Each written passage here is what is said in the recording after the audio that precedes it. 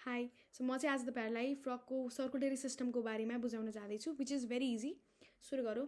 अब यो भिडियोमा चाहिँ म एक्सटर्नल र इन्टर्नल स्ट्रक्चर अफ हार्टको बारेमा बुझाउन जाँदैछु फ्रकको। सो वर्किङ मेकानिजम यसको म I'll be making next video for it, किनभने एउटा भिडियो म लामो बनाउन चाहन्न। सुरु गरौँ। सो त्योभन्दा अगाडि सुरुमा सर्कुलेटरी सिस्टम भनेको के थाहा हुनु पऱ्यो।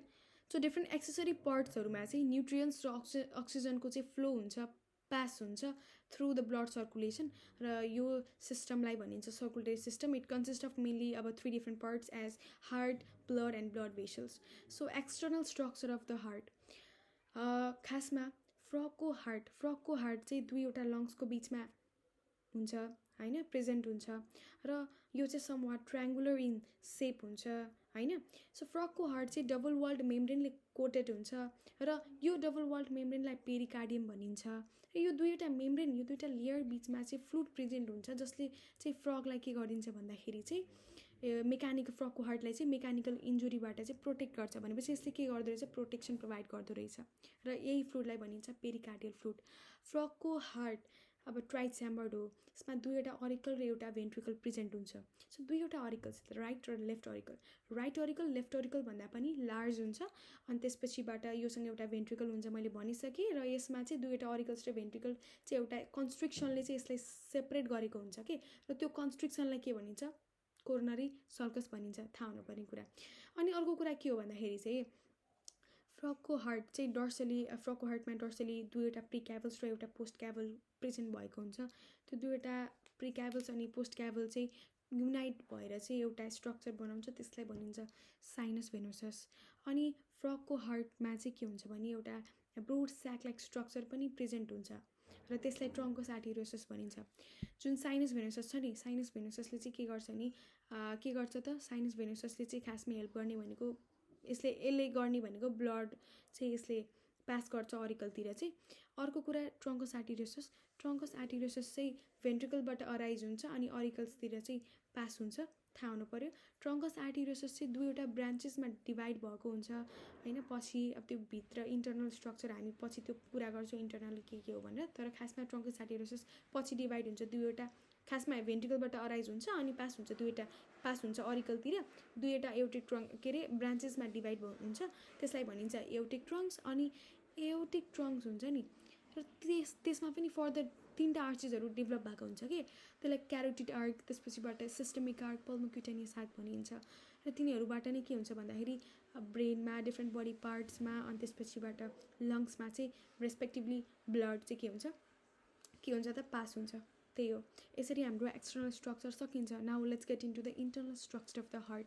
सो फ्रकको हार्ट इन्टर्नली के हुन्छ भने ट्राइच्याम्बर्ड हुन्छ, मैले भनिसकेँ, दुईवटा अरिकल्स एउटा ventricle. Right auricle is larger than the left auricle.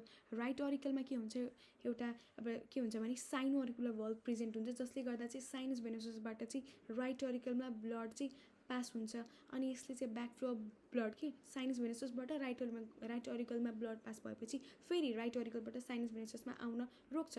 यसमा चाहिँ के हुँदो रहेछ, यसले चाहिँ युनिडिरेक्सन फ्लो अफ हार्टमा ब्लडमा चाहिँ के गर्छ, हेल्प गर्छ, थाहा हुनु पऱ्यो यो कुरा। अर्को कुरा के हो भन्दाखेरि लेफ्ट अरिकलमा के हुन्छ, लेफ्ट अरिकलमा opening of the pulmonary vein चाहिँ प्रेजेन्ट हुन्छ, which is devoid of the valves होइन। अनि अर्को कुरा, अरिकल्स र भेन्ट्रिकल एकअर्कासँग कनेक्ट हुन्छ, तर कसरी भने त्यहाँ चाहिँ अर्कुलो भेन्ट्रिकुलर एपर्चर हुन्छ, र त्यसकै हेल्पबाट चाहिँ दुईवटा अरिकल्स र अनि भेन्ट्रिकल चाहिँ एकअर्कासँग कनेक्ट भएको हुन्छ कि, त्यहाँ एउटा थ्रेड लाइक स्ट्रक्चर पनि डेभलप हुन्छ कि होइन। र खासमा त्यहाँ मैले भनिसकेँ, त्यहाँ pairs of the flaps of pair of the auricular ventricular valves present हुन्छ, जसले गर्दा चाहिँ अरिकल र भेन्ट्रिकल चाहिँ एकअर्कासँग कनेक्ट हुन पाउँछ होइन, अरिकल्स एन्ड भेन्ट्रिकल।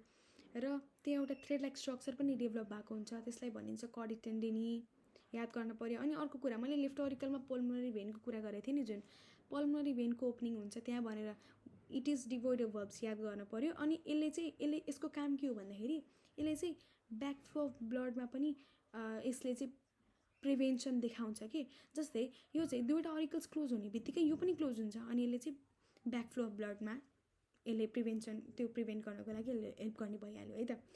म कहाँ पुगेको थिएँ भने अब कर्डी टेन्डेनीतिर पुगेको थिएँ होइन, त्यही थ्रेड लाइक स्ट्रक्चरलाई कर्डी टेन्डेनी भनिन्छ।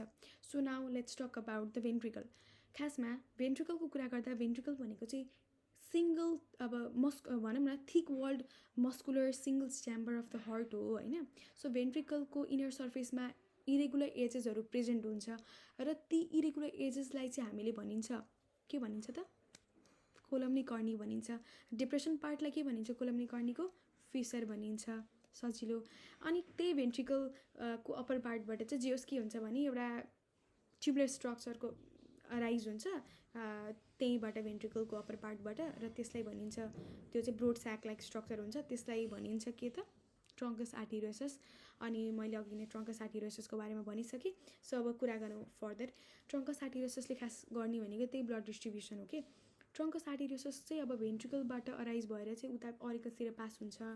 अनि ट्रङ्कस आर्टेरियोसस चाहिँ खासमा दुईवटा पार्टमा डिभाइड गरेको हुन्छ किनभने योसँग तिनवटा सेमुलर भल्भ्स हुन्छ जसले गर्दा यो चाहिँ दुईवटा पार्टमा डिभाइड हुन्छ. एउटालाई भन्छ कोनस आर्टेरियोसस अथवा यसले पाइलेन्जियम पनि भन्छ.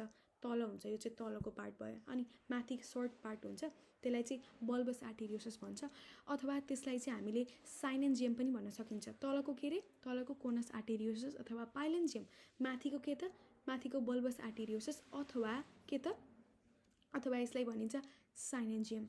अनि तल कोनस आर्टेरियोसस प्रेजेन्ट हुन्छ. त्यो कोनस आर्टेरियोससमा चाहिँ के हुन्छ भने स्पाइरल भल्भ प्रेजेन्ट हुन्छ कि स्पाइरल भल्भले दुईवटा फर्दर डिभाइड गरिदिन्छ फेरि दुईवटा पार्टमा. एउटालाई भन्छ लेफ्टतिर के हुन्छ भने के हुन्छ केवम एउटिकम हुन्छ. राइटतिर के प्रेजेन्ट हुन्छ राइट अरिकल राइटतिर के स्पाइरल भल्भले जुन डिभाइड गर्छ नि लेफ्ट र राइट गरी पार्टमा डिभाइड गर्छ.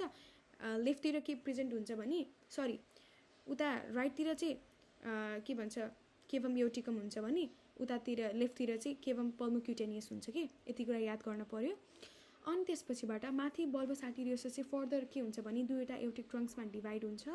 अनि त्यसपछि त्यो एउटिक ट्रङ्क पनि फर्दर तिनवटा आर्चेसमा डिभाइड भएको हुन्छ. Systemic arch carotid arch systemic arch र पल्मोक्युटेनियस आर्क जसले चाहिँ ब्रेनमा डिफ्रेन्ट बडी पार्ट्समा अनि त्यसपछिबाट लङ्समा चाहिँ ब्लड डिस्ट्रिब्युट गर्न हेल्प गर्छ. सक्यो. That's it. Thank you for watching my video. अब वर्किङ मेकानिजम अफ हार्टको बारेमा म चाहिँ नेक्स्ट भिडियो बनाउँछु. अनि हाम्रो सर्कुलेटरी सिस्टम सकिन्छ. बाई.